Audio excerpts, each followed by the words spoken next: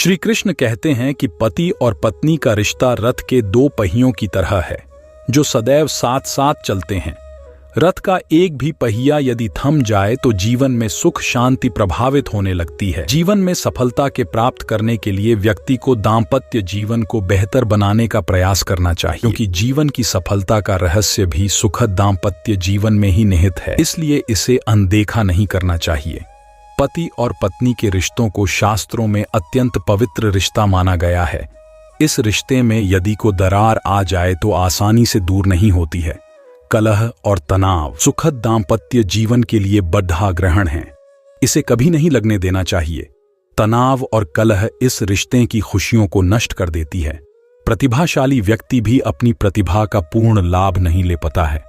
जीवन में अंधकार और निराशा दिखाई देने लगती है। इन स्थितियों से बचने के लिए कुछ महत्वपूर्ण बातें बताई हैं, इन्हें जानना चाहिए। पति पत्नी के रिश्ते में प्रेम की कमी न आने दें।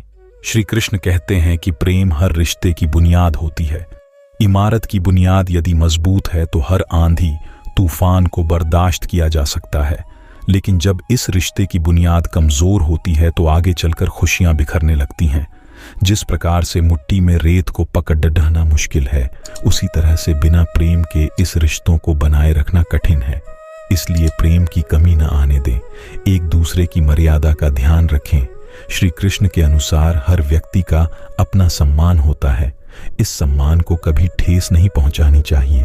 व्यक्ति जब इस रिश्ते में इस बात की अनदेखी करने लगता है तो कलह और तनाव की स्थिति बनना आरंभ हो जाती है। एक दूसरे का आदर करें और मर्यादाओं का ध्यान रखें। ऐसा करने से दाम्पत्य जीवन खुशियों से भर जाता है। आइए इसी संदर्भ में एक कहानी के माध्यम से आपको समझते हैं। मित्रों, भगवान स्वयं पूरे विश्व की रचना किए हैं, पर मित्रों आइए हम जानते हैं भगवान के विशेष इन दो रचनाओं में सबसे ज्यादा सुंदर कौन है, पुरुष या स्त्री।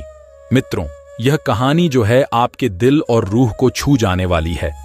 छोटे से गांव में एक उमेश नाम का लड़का रहता था। परमात्मा ने इसे बहुत ही सुंदर रूप से नवाजा था। वह अभी जवान ही था। जवानी की पहली सीढ़ी पर वह कदम रख चुका था, और यह तो आप जानते ही हैं कि यह अवस्था कितनी रौनकता भरी होती है। मन का भाभर सुंदर सुंदर फूलों पर बैठना चाहता है। उमेश को स्त्री ही संसार की सबसे सुंदर वस्तु लगती थी। सुंदर स्त्री के जाति को देखकर उसका मन उसके बस में नहीं रहता था और वह अपना आप खो बैठता था। उसके नजरों में सुंदर स्त्री ही संसार में कोमलता, मिठास और सजावट की प्रतिमूर्ति थी। जुबान पर संतुष्ट स्त्रियों का नाम आते ही उसकी आंखें जगमगा उठती थीं, कान खरे हो जाते थे। मानो ऐसा था जैसे किसी स्वाद लेने वाले रसिक ने कोई सुंदर गाना सुन लिया हो। उसने यहां तक एक सुंदर स्त्री की मन में ही कल्पना करके उसकी मूर्ति को अपने मन में बिठा लिया था। मित्रों, हर कुंवारे व्यक्ति का यह सपना रहता है कि उसकी होने वाली धर्मपत्नी बहुत सुंदर हो, उसका ऐसा रंग रूप हो, ऐसा यौवन हो। मित्रों, सभी अपने अपने कल्पना के अनुसार अपने लिए एक बहुत ही सुंदर स्त्री की तस्वीर अपने हृदय में बसाक रख, चाहे लड़की हो या लड़का। हर व्यक्ति अपने सपनों में एक सुंदर राजकुमार या राजकुमारी को सोच कर रखते हैं। मित्रों, वैसे कल्पना में तो हर व्यक्ति सुंदर चीज ही सोचता है, चाहे स्वयं कितने ही कुरूप क्यों ना हो। उमेश बाबू भी हर वक्त अपने मन में एक खूबसूरत लड़की की तस्वीर बनाकर रखता था। सोचता था कि मेरी होने वाली धर्मपत्नी बहुत सुंदर होगी, उसका कोमल बदन बिल्कुल फूलों की तरह ही होगा, कोयल जैसी बोली होगी, हिरनी जैसी आंखें होंगी, चांद की तरह उसका सुंदर मुख होगा, उसके पूरे शरीर का ढांचा एकदम मन को मोह कर देने वाला होगा। इस तरह वह अपनी जीवन संगिनी के बारे में कल्पना करते रहता था। मित्रों, धीरे धीरे वह वक्त भी आ गया। स्कूल शिक्षा पूरी हो गई और अब उनके लिए रिश्ते भी आने लगे। एक दिन उमेश बाबू के मामा उनके लिए एक रिश्ता लेकर आए और शादी तय हो गई। उमेश बाबू ने अपने घर वालों से कहते हैं कि मैं पहले लड़की को देखना चाहते हैं, यदि मुझे लड़की पसंद होगी तभी मैं विवाह करने के लिए राजी हूंगा। तब उनके मामा ने कहा, बेटा, लड़की के तरफ से तुम बेफिक्र हो जाओ, लड़की हमने देखी हुई है, लड़की हकीकत में काफी ज्यादा सुंदर है। मामा के मुख से लड़की की प्रशंसा सुनकर उमेश बाबू को लगा, चलो यदि अगर मामा कहते हैं तो लड़की जरूर खूबसूरत ही होगी, और फिर उमेश बाबू ने शादी के लिए हाँ बोल दिया। मित्रों, कहानी में आगे जानते हैं, लेकिन उससे पहले हे माँ लक्ष्मी, जो भी भक्त इस वीडियो को लाइक करें और चैनल को सब्सक्राइब करके कमेंट में जय मां लक्ष्मी लिखे, उनके घर में धन की कभी कोई कमी ना रहे, उनका घर हमेशा खुशियों से भरा रहे। मित्रों, जब विवाह की मुहूर्त आई तब उमेश बाबू बड़े धूमधाम से बारात लेकर आए और दुल्हन भी आभूषण से सजक मंडप पर आई। उमेश बाबू की नजरें दुल्हन की ओर थीं। उसे घूंघट में चेहरा तो दिखा नहीं, मगर हाथ पैर की उंगली दिखाई दे रही थी। मेहंदी से सजे हाथ पैर बहुत गोरे और सुंदर लग रहे थे। उसे देखकर उमेश बाबू अपने मन में फूले नहीं समा रहे थे। वह सोचने लगे कि जब दुल्हन की हाथ पैर की उंगलियां इतनी सुंदर हैं तो दुल्हन कितनी सुंदर होगी। अब विवाह का कार्यक्रम संपन्न हुआ। वधू की विदाई हुई।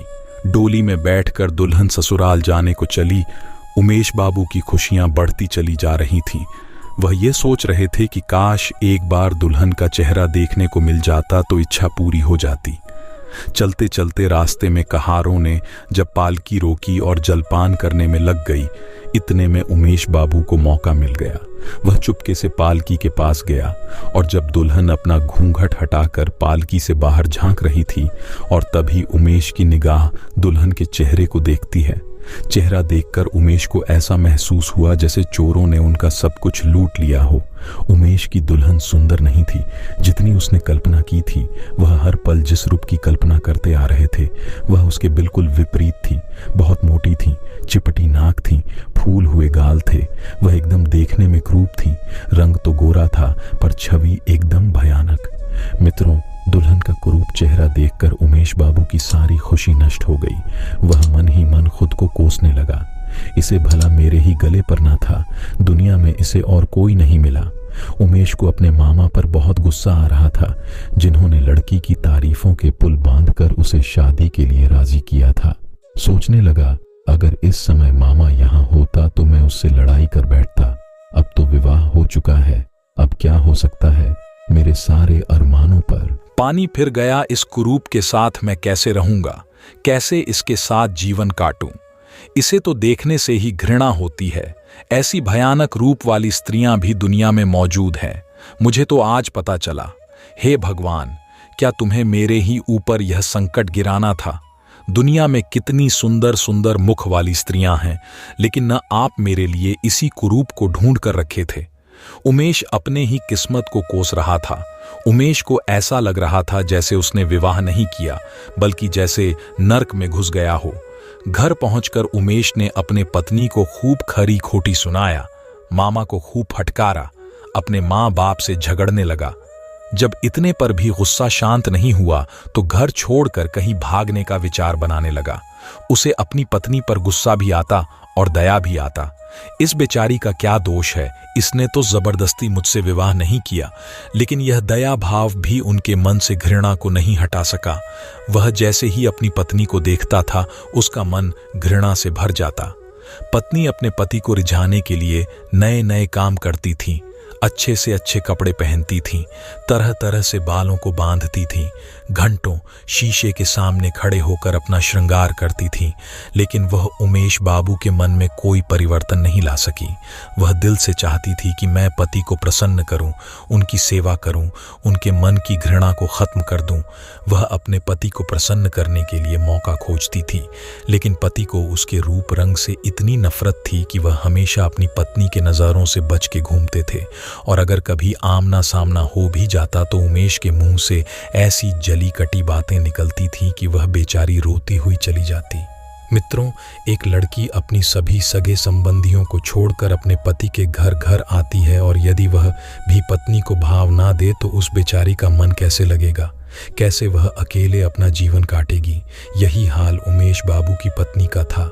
वह अपने आप को दर्पण में देखकर खूब रोती थी। वह अपने मन की बात भी कहे तो किसे कहती, हर हमेशा अपने आप को कोसती थी। उधर उमेश 8-8 दिन तक घर पर नहीं आता था। मित्रों, जब उमेश बाबू दूसरी स्त्रियों को देखता तो उसका मन अंदर ही अंदर रोने लगता था।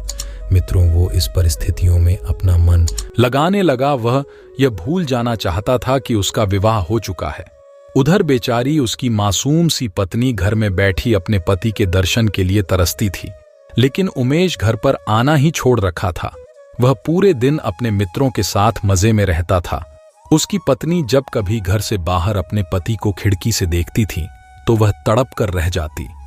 एक दिन उमेश बाबू जब खाना खाने घर पर आए तो उसकी पत्नी ने पूछा, आज जी अब तो आपके दर्शन भी नहीं होते, मेरी वजह से आपने तो घर आना भी छोड़ दिया।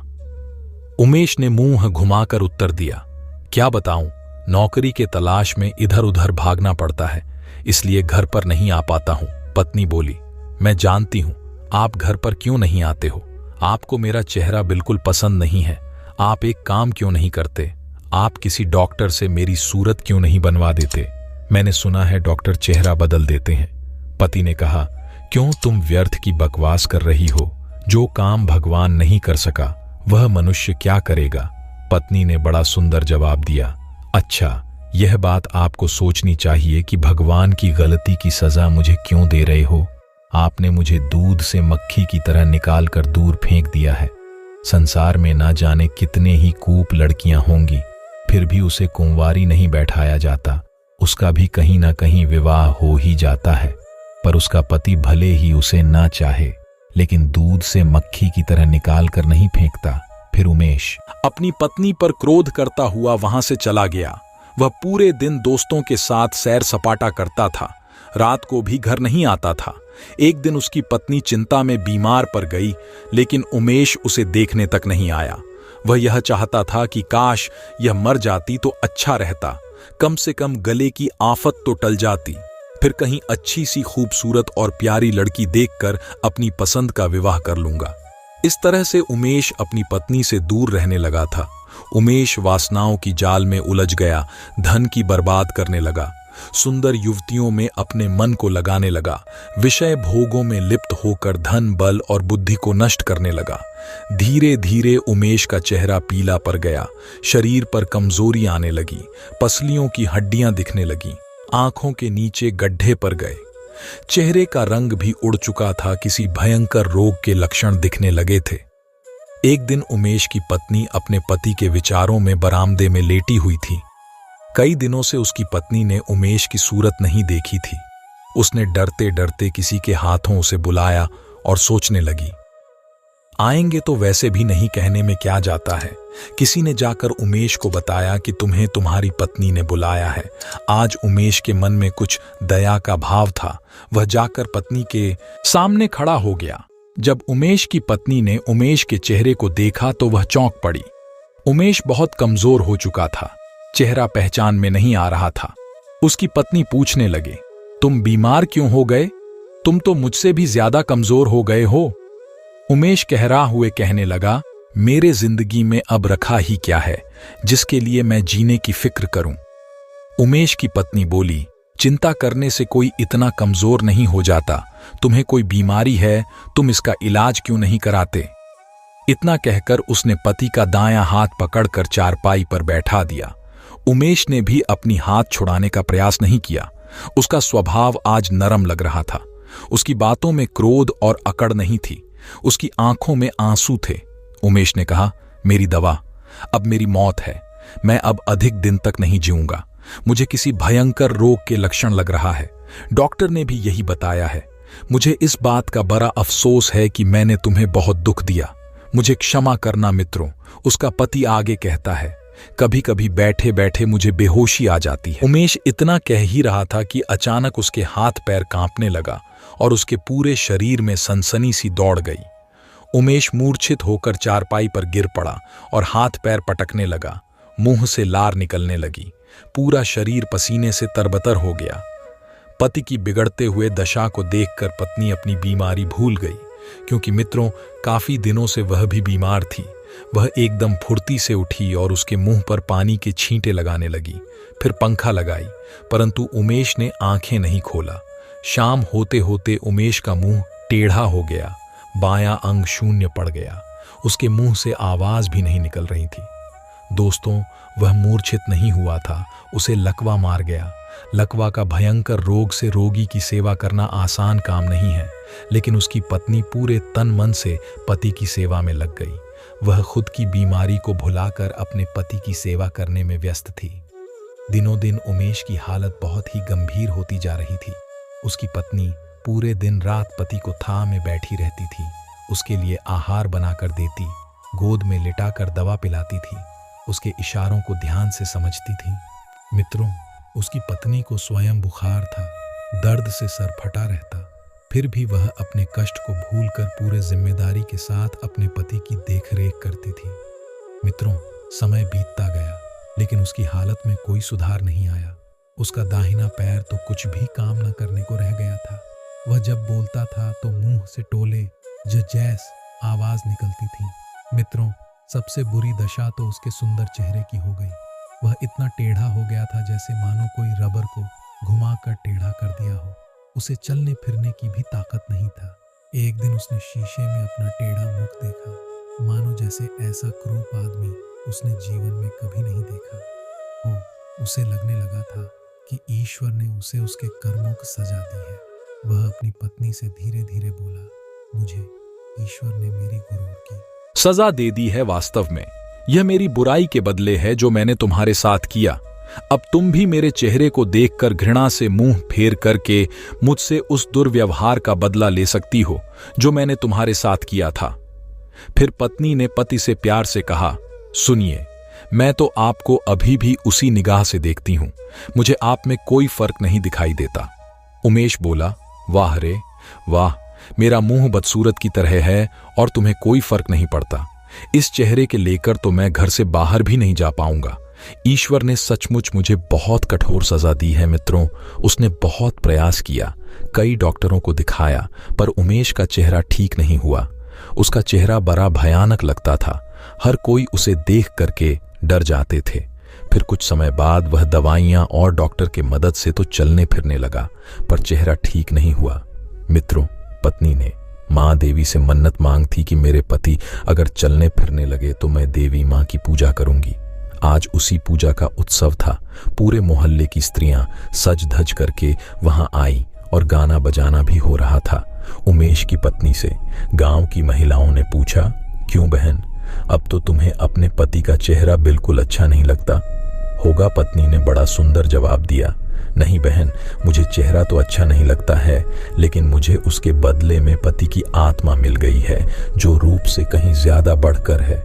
उधर उमेश कमरे में अपने दोस्तों के साथ बैठा था और अपनी पत्नी और सभी महिलाओं की बातें को बड़े ध्यान से सुन रहा था। तभी उमेश के दोस्तों ने कहा, उमेश, आज तो तुम्हारे घर पर दोस्तों ने कहा, उमेश, आज तो तुम्हारे घर पर पूरे गांव की सुंदर सुंदर स्त्रियां आई हैं, इनमें तुम्हें सबसे ज्यादा सुंदर कौन सी लग रही है? तभी उमेश ने अपनी पत्नी की ओर इशारा करते हुए कहा, मुझे तो वही अच्छी लग रही है जो थाली में फूल रख रही है। सभी दोस्त कहने लगे, अरे भाई, लगता है तुम्हारी सूरत क्या बिगड़ी, अब तो तुम्हारी नजर भी बिगड़ गई है। उसके दोस्तों ने कहा, मुझे तो सबसे ज्यादा बदसूरत वही मालूम पड़ रही है। तब उमेश ने जवाब दिया, भाई, तुम्हें वह बदसूरत इसलिए लग रही है क्योंकि तुम उसका शरीर देख रहे हो, और मुझे अच्छी इसलिए रही क्योंकि मैं उसकी आत्मा देख रहा हूं। मित्रों, प्यार दिल से होती है, ना कि चेहर और सुंदरता से प्यार।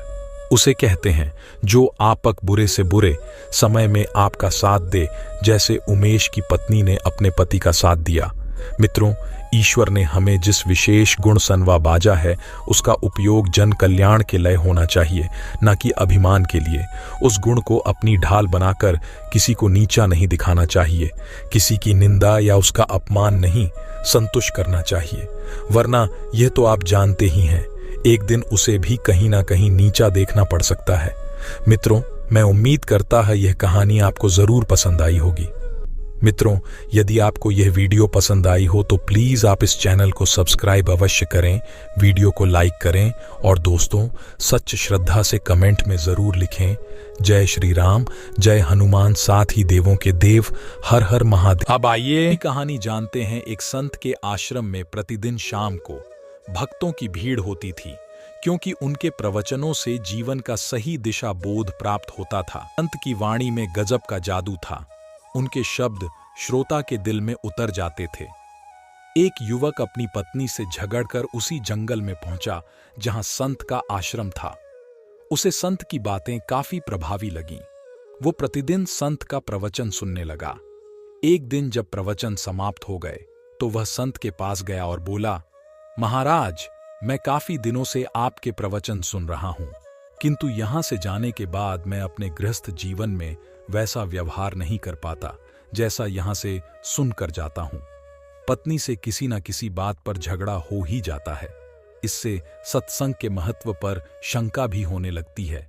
बताइए मैं क्या करूं? संत ने युवक को बांस की एक टोकरी देते हुए उसमें पानी भरकर लाने के लिए कहा। युवक टोकरी में जल भरने में असफल रहा। संत ने यह कार्य निरंतर जारी रखने के लिए कहा। युवक प्रतिदिन टोकरी में जल भरने का प्रयास करता, किंतु सफल नहीं हो पाता।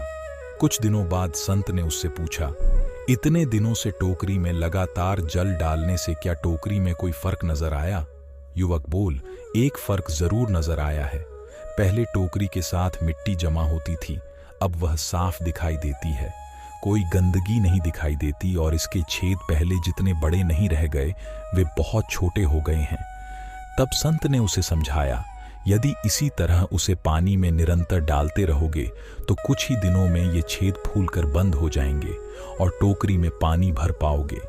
इसी प्रकार जो निरंतर सत्संग करते हैं उनका मन एक दिन अवश्य निर्मल हो जाता है। अवगुणों के छिद्र भरने लगते हैं और गुणों का जल भरने लगता है। युवक ने संत से अपनी समस्या का समाधान पा लिया। निरंतर सत्संग से दुर्जन भी सज्जन हो जाते हैं, क्योंकि महापुरुषों की पवित्र वाणी उनके मानसिक विकारों को दूर कर उनमें सद्विचारों को बढ़ाती है और हमारे कुविचारों को दूर करती है। मित्रों, मैं उम्मीद करता है यह कहानी आपको जरूर पसंद आई होगी। मित्रों, यदि आपको यह वीडियो पसंद आई हो तो प्लीज आप इस चैनल को सब्सक्राइब अवश्य करें, वीडियो को लाइक करें और दोस्तों सच्ची श्रद्धा से कमेंट में जरूर लिखें, जय श्री राम, जय हनुमान। साथ ही देवों के देव हर हर महादेव सदैव आप पर अपनी कृपा बनाए रखे। प्रिय मित्रों, वीडियो को अंत तक देखने के लिए धन्यवाद। जय श्री राम।